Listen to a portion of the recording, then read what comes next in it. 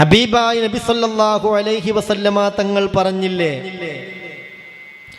ഇദാ ജാഅ റമളാൻ ഫുതിഹത് അബ്വാബുൽ ജന്ന വഗുല്ലിഖത് അബ്വാബുൻ നാർ വസുഫിദതിശ് ശയാത്തീൻ.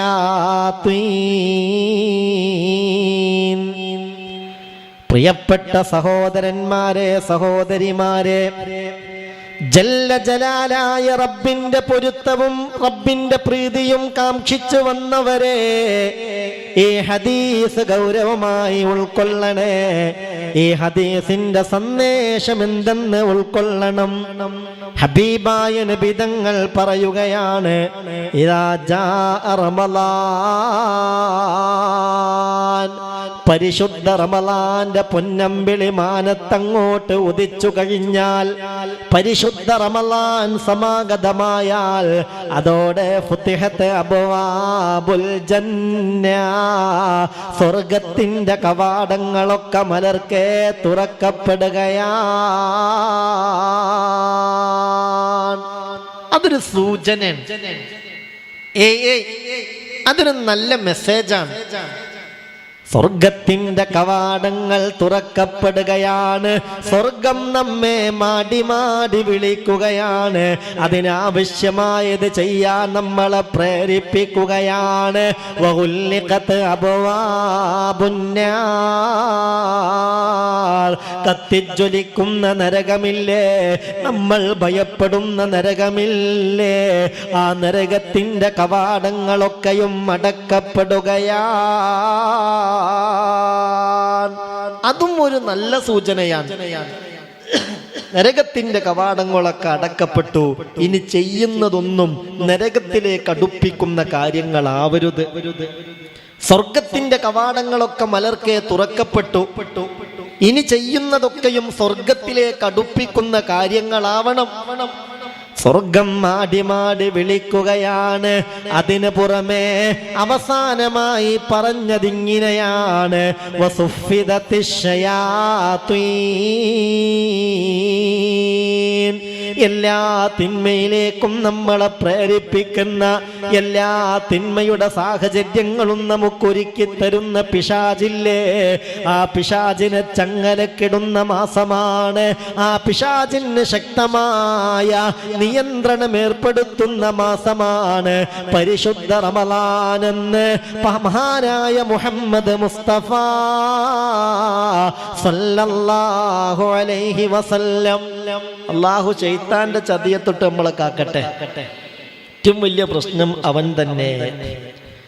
അവനാണ് ലമ്മഅഹദിലൈക്കും യാ ബനി ആദം അല്ലാ തഅബുദുശ് ശൈത്വാൻ ഇന്നഹു ലക്കും അദുവ്വും മുബീൻ.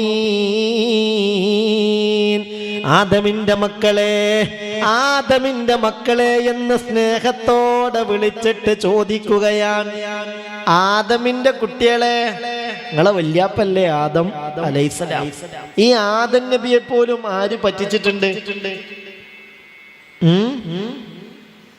ആദം നബിയെ ആര് പറ്റിച്ചിട്ടുണ്ട്? ശൈത്താൻ പറ്റിച്ചിട്ടുണ്ട്. നിങ്ങൾക്ക് അറിഞ്ഞൂടെ?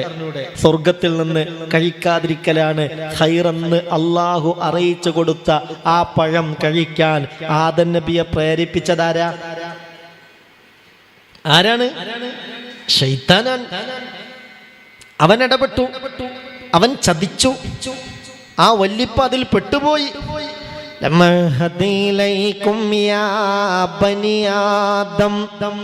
ആദമിന്റെ മക്കളെ, ആദമെന്ന വല്ലിപ്പക്ക് പോലും അവൻ വലിയ പാര പണിതിട്ടുണ്ട്.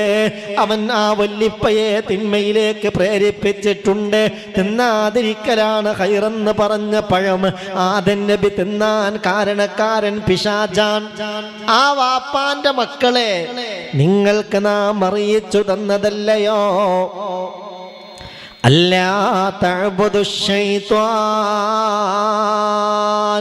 നിങ്ങൾ ഒരിക്കലും പിശാചിന് അടിമവേല ചെയ്യരുത്, അവൻ ആരാധനയർപ്പിക്കരുത്, അവന്റെ ഉത്ബോധനങ്ങൾ കേട്ടതിന് അടിമപ്പെട്ടു പോകരുത്.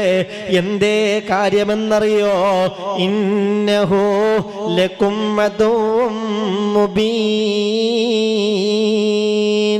അവൻ നിങ്ങളുടെ വ്യക്തമായ ശത്രുവാണ്, അവൻ നിങ്ങളുടെ ഏറ്റവും വലിയ ശത്രുവാണ്. അവൻ നിങ്ങളെ കൊണ്ടെത്തിക്കുന്നത് നരകത്തിലേക്കാണ്.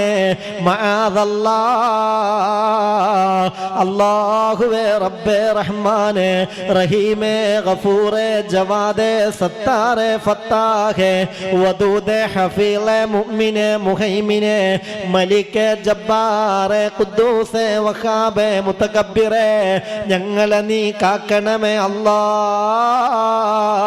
നിന്റെ പവിത്രമായ കാവൽ ഞങ്ങൾക്ക് നൽകണമേ അല്ലാ.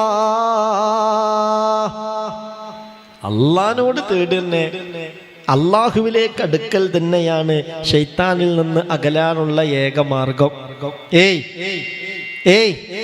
ശൈത്താനിൽ നിന്ന് അകലാനുള്ള ഏക മാർഗം അള്ളാഹുവിലേക്ക് അടുക്കൽ തന്നെയാണ്. എന്നാൽ റമളാനിൽ ശൈത്താൻ അള്ളാഹു ഒരു നിയന്ത്രണം ഏർപ്പെടുത്തും. എന്നിട്ടോ നന്നാവേണ്ടവർക്കൊക്കെ നന്നാവാൻ ഏറ്റവും നല്ല സാഹചര്യം അള്ളാഹു ഒരുക്കി കൊടുക്കുകയാണ്. ആ സാഹചര്യങ്ങളെ പരമാവധി ഓരോ സമയത്തും എന്ത് ചെയ്യലാണോ ഏറ്റവും അഫ്ളൽ അത് ചെയ്യാനുള്ള തൗഫീക്ക് നൽകി അള്ളാഹു നമ്മളെ അനുഗ്രഹിക്കട്ടെ. അതിന് മനസ്സറിന് ആമീൻ പറഞ്ഞേക്കണം. ഓരോ സമയത്തും എന്ത് ചെയ്യലാണോ ഏറ്റവും അഫ്ളൽ, ഏത് കാര്യം ചെയ്യലാണോ യജമാനനായ നമ്മുടെ റബ്ബിലേക്ക് നമ്മളെ കൂടുതൽ അടുപ്പിക്കുന്നത്, ആ കാര്യങ്ങൾ ചെയ്യാൻ അല്ലാഹു റബ്ബുൽ ഇസ്സത്ത് നമുക്ക് തൗഫീക്ക് നൽകട്ടെ. മുഅ്മിനെ ഇത് ശ്രദ്ധിക്കണം. എന്നോട് ചില സഹോദരിമാരൊക്കെ സങ്കടത്തോടു കൂടെ പറഞ്ഞൊരു കാര്യം, ഓൺലൈൻ ക്ലാസ്സുകളൊക്കെ വല്ലാതെ കൂടി അതിൻ്റെ പിന്നാലെ കൂടിയിട്ട് പണ്ടൊക്കെ മാസത്തിൽ 1ഉം 2ഉം ഖത്മുകളൊക്കെ തീർത്തിരുന്നു. ഇപ്പം ഈ ക്ലാസ്സിന് തന്നെ നേരമുള്ളൂ, ഖത്മ് തീർക്കാൻ വയ്യ, അതിനൊന്നും സമയം കിട്ടുന്നില്ല, മറ്റുള്ള കാര്യങ്ങളൊക്കെ പിന്നിലായി പോയി എന്ന് പറഞ്ഞു.